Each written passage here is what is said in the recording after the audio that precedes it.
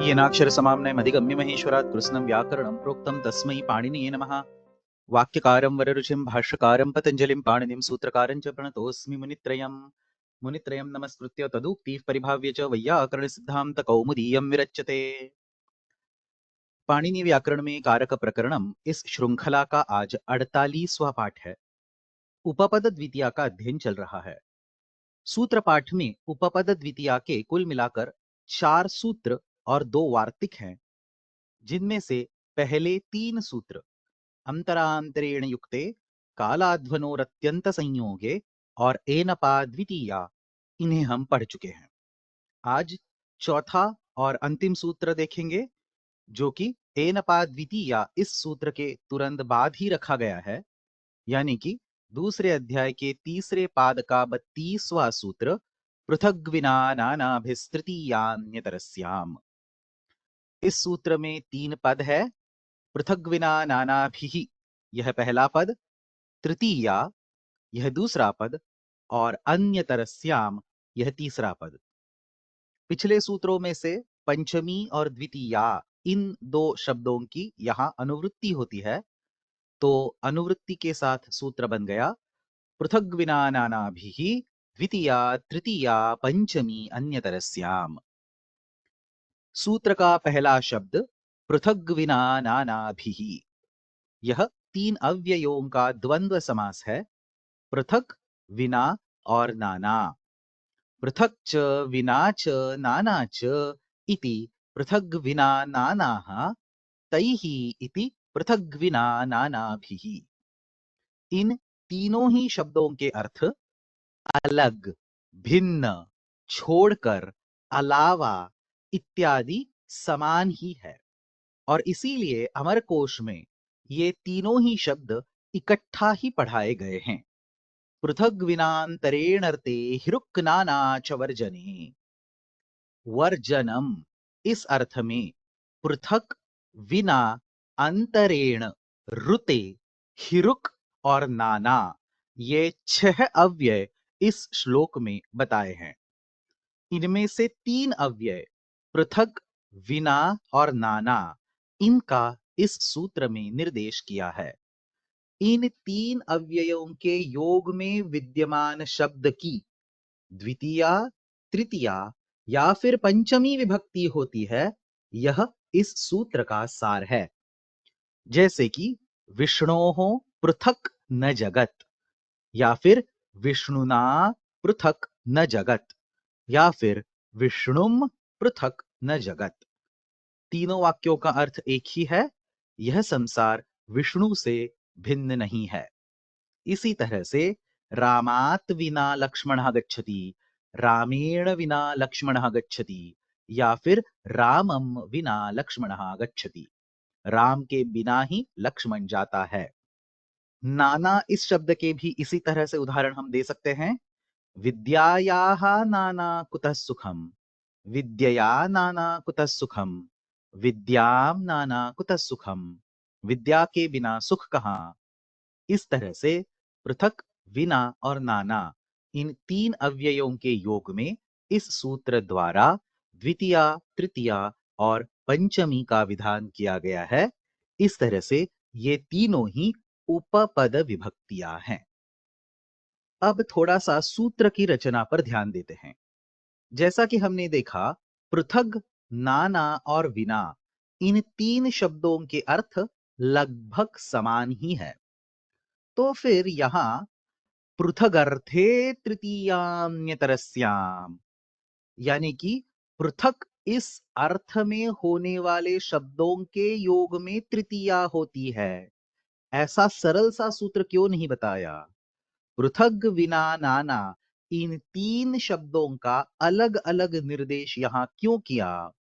तो इसका जवाब तो सीधा ही है कि यहां जो द्वितीया, तृतीया और पंचमी ये विभक्तियां बताई गई हैं, ये सिर्फ पृथक, विना और नाना, इन 3 शब्दों के योग में ही बताई गई है।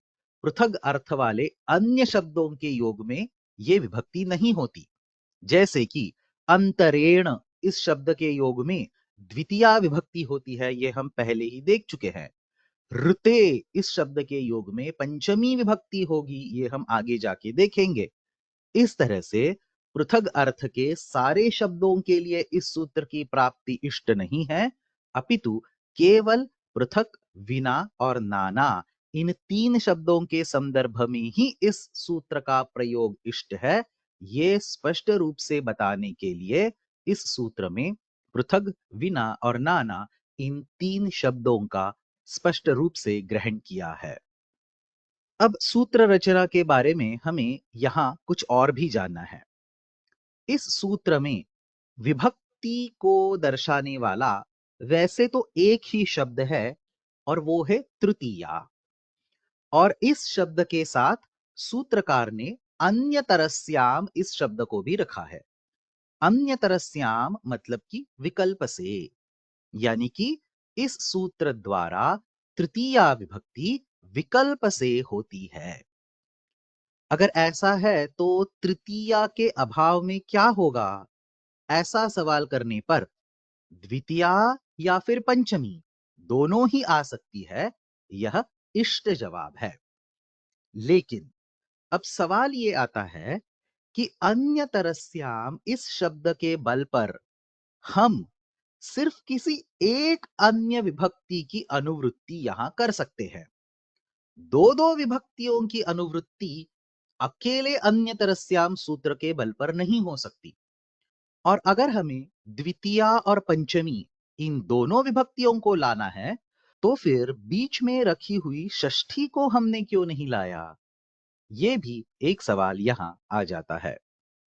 तो इस सवाल का जवाब काशिका और कौमुदी इन ग्रंथों में अलग अलग प्रकार से दिया है। पहले काशिकाकार के विधान का चिंतन करेंगे और फिर कौमुदी में इस विषय में क्या बोला है यह भी समझ लेंगे। तो काशिकाकार यहां बोलते हैं कि सूत्र में अन्य तरस्याम यह जो शब्द है उसका प्रयोग पंचमी इस शब्द को विकल्प से मंडूक प्लुति से लाने के लिए किया जाता है। मंडूक प्लुति इस विषय को हम इस वर्ग में पहले भी देख चुके हैं। इस पद्धति में एक सूत्र में होने वाला शब्द कुछ सूत्र छोड़कर आगे के सूत्रों में लिया जाता है। मंडुक यानी कि मेंढक जिस तरह से कूदता है, उसी तरह से कूद कूद कर कुछ ही सूत्रों में ये शब्द चले जाते हैं, यह इसका अर्थ है। तो यहां प्रस्तुत सूत्र के विषय में अपादाने पंचमी इस सूत्र में विद्यमान पंचमी ऐसा शब्द मंडुक प्लुति से तीन सूत्र छोड़कर सीधा पृथग्विना नानाभिस्तृतीयान्यतरस्याम इस सूत्र में आ जाएगा। किसके बल पर? तो अन्यतरस्याम शब्द के बल पर। इस तरह से यहां पंचमी का विधान सरल रूप से संभव है। और फिर द्वितीया कैसे आएगी? तो द्वितीया को पिछले सूत्र यानी कि एनपा द्वितीया इस सूत्र से लाने के लिए काशिकाकार पृथग्विना नानाभिस्तृतीयान्यतरस्याम इस सूत्र का योग विभाग करते हैं। योग विभाग मतलब कि सूत्रों को दो सूत्रों में विभाजित करना। तो यहां योग विभाग करके पहला सूत्र उन्होंने बना दिया पृथग्विना नानाभिः और दूसरा सूत्र बना दिया तृतीया अन्यतरस्याम। अब इस योग विभाग से क्या फायदा हो गया? तो पृथग्विना नानाभिः इस पहले सूत्र में कोई विभक्ति न होने से पिछले सूत्र से द्वितीया इस शब्द का अनुवृत्ति से ग्रहण हम कर सकते हैं, जिससे पृथग्विना नानाभिः द्वितीया यह सूत्र बन जाता है।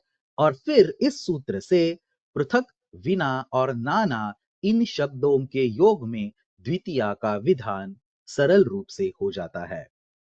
और योग विभाग द्वारा निर्मित अगला सूत्र तृतीया अन्यतरस्याम, यहां पिछले सूत्र से पृथग्विना नानाभिः इस शब्द की अनुवृत्ति होगी और अन्यतरस्याम के सामर्थ्य से अपादाने पंचमी इस सूत्र में होने वाले पंचमी इस शब्द का मंडूक प्लुति से भी ग्रहण होगा।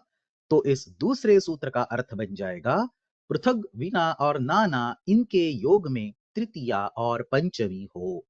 इस तरह से मंडूक प्लुति और योग विभाग इनके आधार से काशिकाकार ने पृथक, विना और नाना इन तीन शब्दों के योग में द्वितीया, तृतीया और पंचमी इन तीनों ही विभक्तियों का विधान किया है। अब कौमुदीकार ने ये तीन विभक्तियां कैसे लाई है ये भी देखते हैं। कौमुदीकार यहां बोलते हैं अन्यतरस्याम ग्रहणम समुच्चयार्थम। कौमुदीकार का यहाँ ये कहना है कि अन्यतरस्याम इस शब्द के कई सारे अर्थ हो सकते हैं और प्रस्तुत सूत्र के संदर्भ में इस शब्द का अर्थ है समुच्चय करना, यानी कि इकट्ठा करना। तो इस सूत्र में होने वाला अन्यतरस्याम यह शब्द तीन विभक्तियों को इकट्ठा करने के लिए रखा गया है। कौन सी तीन विभक्तियां? तो सूत्र में पहले से ही उपस्थित ऐसी तृतीया, फिर पिछला सूत्र एनपा द्वितीया इससे अनुवृत्त होने वाली द्वितीया, और फिर अपादाने पंचमी इस सूत्र से मंडूक प्लुति से आने वाली पंचमी। और अब अगर समुच्चय ही करना है तो बीच वाली षष्ठी क्यों नहीं ली? तो पृथक, विना और नाना इन शब्दों के योग में भाषा में सिर्फ द्वितीया, तृतीया और पंचमी इन तीन विभक्तियों का ही प्रयोग दिखाई देता है, षष्ठी विभक्ति का प्रयोग दिखाई नहीं देता। इसलिए यहां समुच्चय करते समय षष्ठी का ग्रहण नहीं किया। इस तरह से कौमुदिकार अन्यतरस्याम इस शब्द का समुच्चय ऐसा अर्थ लेकर समुच्चय के बल पर तीनों विभक्तियों का विधान करते हैं। चलो अब व्याख्यान देखते हैं। पहले काशिका। काशिकाकार बोलते हैं पंचमी ग्रहणम अनुवर्तते। पंचमी इस शब्द की अनुवृत्ति होती है। यद्यपि काशिकाकार ने यहां अनुवृत्ति यह शब्द प्रयुक्त किया है, फिर भी उनका आशय मंडूक प्लुति यही है, यह समझ लो। सामान्य तौर पर व्याख्यानों में पिछले सूत्र से किसी पद को लाना, इसको अनुवृत्ति इसी नाम से जाना जाता है। फिर चाहे वो तुरंत पीछे होने वाला सूत्र हो या फिर दो चार सूत्र छोड़कर पीछे रखा गया सूत्र हो। पढ़ते हुए हमें यह समझना होगा कि यहां असल में पंचमी इस शब्द का मंडूक प्लुति से ग्रहण हो रहा है। तो आगे काशिकाकार बोलते हैं पृथक, विना, नाना इत्येतैः योगे तृतीया विभक्तिः भवति अन्यतरस्याम पंचमी च। पृथक, विना और नाना इनके योग में तृतीया विभक्ति होती है और विकल्प से पंचमी भी होती है। यहां यह समझ लेना, काशिकाकार ने अन्यतरस्याम इस शब्द का विकल्प यही अर्थ लिया है, समुच्चय यह अर्थ उन्होंने नहीं लिया। इसलिए वो यहां अभी द्वितीया की बात नहीं कर रहे, बल्कि केवल पंचमी और तृतीया की ही बात हो रही है। इन्हीं दो विभक्तियों के वो अब उदाहरण देते हैं।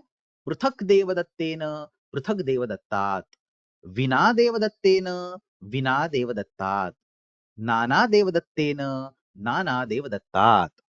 इन सब का अर्थ लगभग एक ही है। देवदत्त से अलग, देवदत्त को छोड़कर, देवदत्त से भिन्न, देवदत्त के अलावा इत्यादि। अब आगे काशिकाकार योग विभाग द्वारा द्वितीया का भी ग्रहण करने के लिए बोलते हैं। पृथग विना नानाभिः इति योग विभागः द्वितीयार्थः। इस योग विभाग के विषय में पदमंजरीकार और भी आगे स्पष्ट करते हैं असति अपि मुनित्रय वचने प्रयोग बाहुल्याद एवं व्याख्यातम। ये समझ लेना, यहां के योग विभाग के विषय में मुनित्रय के कोई वचन नहीं मिलते, लेकिन पृथक, विना और नाना इनके योग में द्वितीया के भी बहुत सारे प्रयोग दिखाई देते हैं। तो उनके साधुत्व ज्ञापन के लिए यहां काशिकाकार ने अपने मन से योग विभाग करने की बात बोली है।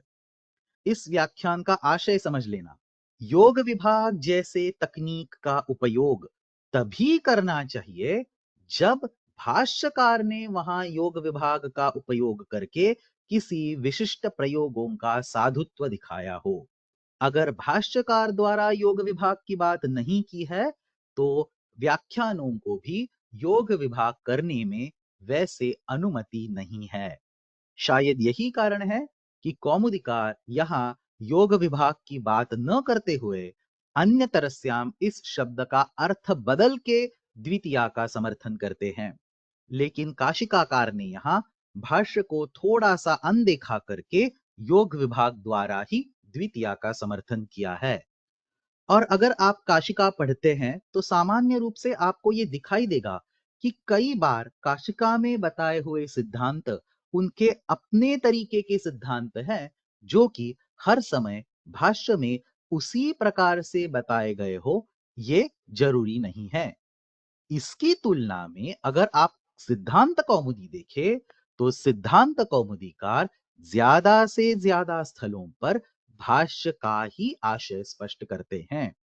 और यही कारण है कि सिर्फ कौमुदी या सिर्फ काशिका पढ़ने पर व्याकरण शास्त्र के तत्वों का स्पष्ट रूप से अवगमन होना लगभग मुश्किल सा ही है। इन दोनों ग्रंथों में जो अलग अलग बातें बताई हैं उनका इकट्ठा मिलके अध्ययन करना यही व्याकरण शास्त्र के अध्ययन का उचित तरीका है। खैर जो भी हो, तो बात ये चल रही थी कि भाष्य में न बताए हुए भी काशिकाकार ने यहाँ योग विभाग के बल पर द्वितीया विभक्ति का निर्देश किया है। और इस काशिकाकार की कृति का समर्थन करने के लिए पदमंजरीकार यहाँ असति अपि मुनित्रय वचने प्रयोग बाहुल्याद एवं व्याख्यातम इस तरह से स्पष्टीकरण दे रहे हैं। इस प्रयोग बाहुल्य यानी कि साहित्य या फिर लोक व्यवहार में द्वितीयांत प्रयोगों का मुबलक तरीके से उपलब्ध होना, इसका प्रमाण देने के लिए काशिकाकार आगे एक सुभाषित भी देते हैं जिसमें द्वितीया विभक्ति के साथ विना इस अव्यय का कई बार प्रयोग आता है। विना वातम विना वर्षम विद्युत प्रपतनम विना विना हस्तिकृतान दोषान केनेमौ पातितौ द्रुमौ। जोर की हवा नहीं चली, बारिश भी नहीं है, न कि बिजली गिरी है, और यहाँ हाथी भी कोई नुकसान करके नहीं गए हैं, तो फिर इतने बड़े दो वृक्ष किसने गिरा दिए? केन इमौ पातितौ द्रुमौ। इस सुभाषित में 4 बार विना इस अव्यय का प्रयोग द्वितीया के योग में किया हुआ दिखाई देता है, जैसे कि वातम विना, वर्षम विना, विद्युत प्रपतनम विना और हस्तिकृताम दोषान विना। इस सुभाषित से काशिकाकार यही स्पष्ट करना चाहते हैं कि प्रयोग बाहुल्य के कारण योग विभाग द्वारा द्वितीया को लाने में कोई आपत्ति नहीं है। चलो कौमुदी देखते हैं। एभिः योगे तृतीया स्यात् पंचमी द्वितीये च। इनके यानी कि पृथग इत्यादि के योग में तृतीया होती है, चकार के बल पर पंचमी और द्वितीया भी होती है।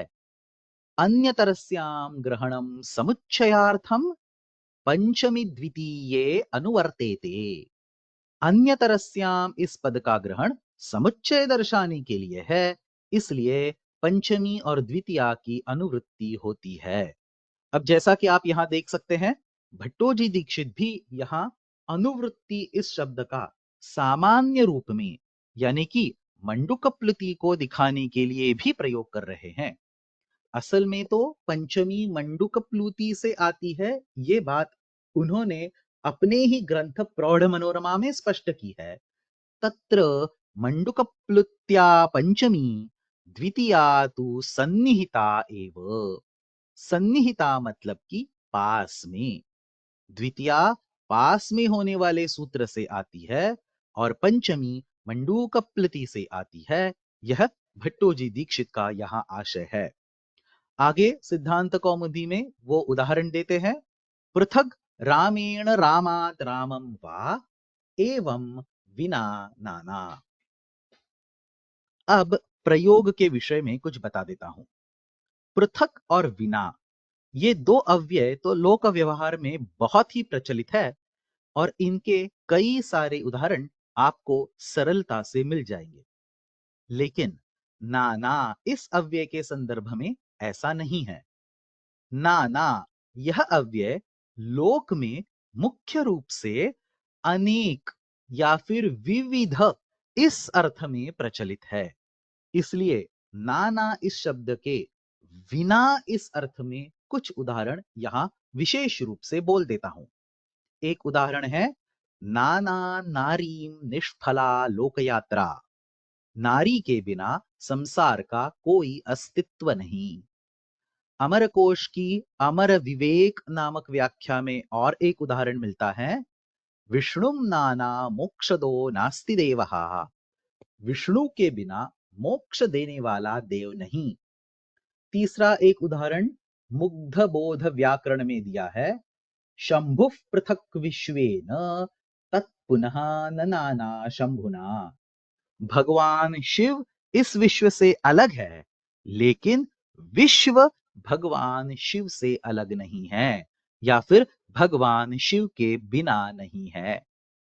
अंतिम एक उदाहरण प्रक्रिया सर्वस्वम इस ग्रंथ में दिया हुआ मिलता है कृष्णेन नाना कृष्णम वा कृष्णाद वा नास्ति किंचन। कृष्ण से भिन्न कुछ नहीं। अब अंत में इस सूत्र पर लघु शब्देन्दु शेखर में एक विशेष टिप्पणी आई है जिसे भी मैं यहां बता देना चाहता हूं, क्योंकि ये विषय बहुत ही रोचक है। भट्ट नागेश अपने ग्रंथ में कहते हैं परे तु द्वितीया समुच्चय न फलम। परे तु मतलब कि खुद भट्ट नागेश अपने ग्रंथ में कई बार नागेश खुद का निर्देश अन्येतु परेतु इस प्रकार से करते हैं। यहां भी ऐसा ही है। वो अपना मत यहां बता रहे हैं परेतु द्वितीया समुच्चय न फलम। नागेश यहां मानते हैं कि यहां अन्य तरस्याम इस शब्द से भट्टोजी दीक्षित ने जो समुच्चय की बात बोली है, यह समुच्चय सिर्फ पंचमी विभक्ति का ही है, द्वितीय विभक्ति का नहीं। क्यों? क्योंकि द्वितीय का समुच्चय करने से यहां कोई लाभ नहीं। अब लाभ कैसे नहीं? और द्वितीय का अगर समुच्चय ना करे तो पृथक इत्यादियों के योग में द्वितीय कैसे हो सकती है? तो बात यह है कि कर्मणि द्वितीय इस सूत्र में भाष्यकार ने एक वार्तिक पढ़ाया है। उभ सर्वतसोः कार्या दिगुपर्यादिषु त्रिषु द्वितीयां रेडितान्तेषु ततोऽन्यत्रापि दृश्यते। वैसे तो इस वार्तिक को हम अगले ही पाठ में पढ़ने वाले हैं, लेकिन अभी बात आ गई है तो संक्षेप से बोल देता हूं। इस वार्तिक के द्वारा उभयतः सर्वतः धिक उपर्युपरि अध्यधि और अधोधः इन 6 शब्दों के योग में द्वितीया का विधान किया गया है। और उसके बाद इसी वार्तिक में आगे बोला है ततोऽन्यत्रापि दृश्यते। इसका संधि विच्छेद है ततः अन्यत्र अपि दृश्यते, यानी कि विशेष रूप से बताए गए इन 6 शब्दों के अलावा बाकी भी कुछ शब्द हैं जिनके योग में द्वितीया का विधान होता है।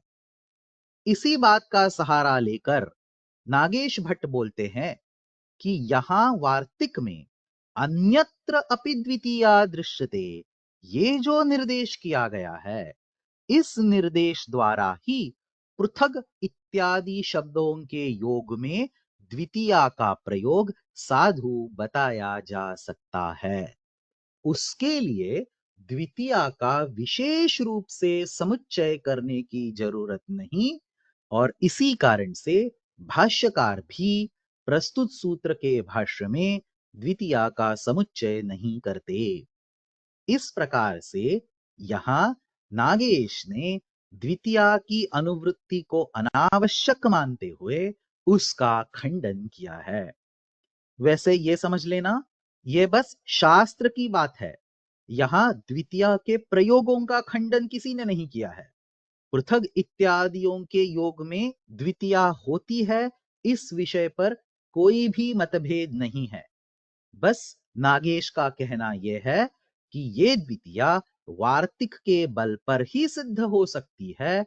उसके लिए काशिकाकार ने जैसा योग विभाग किया है, ना तो उसकी जरूरत है, और कौमुदीकार ने अन्यतरस्याम इस शब्द का अर्थ समुच्चय ये जो बताया है, ना तो उसकी भी जरूरत है। और इस तरह से हमने पृथग्विना नानाभिस्तृतीयान्यतरस्याम इस सूत्र का यहां संपूर्ण रूप से अध्ययन कर लिया। इसी के साथ उपपद द्वितीया के चारों ही सूत्रों का हमारा अध्ययन यहां समाप्त हो जाता है। अब अगले पाठ में हम उपपद द्वितीया के विषय में बताए गए दो वार्तिकों का अध्ययन करेंगे।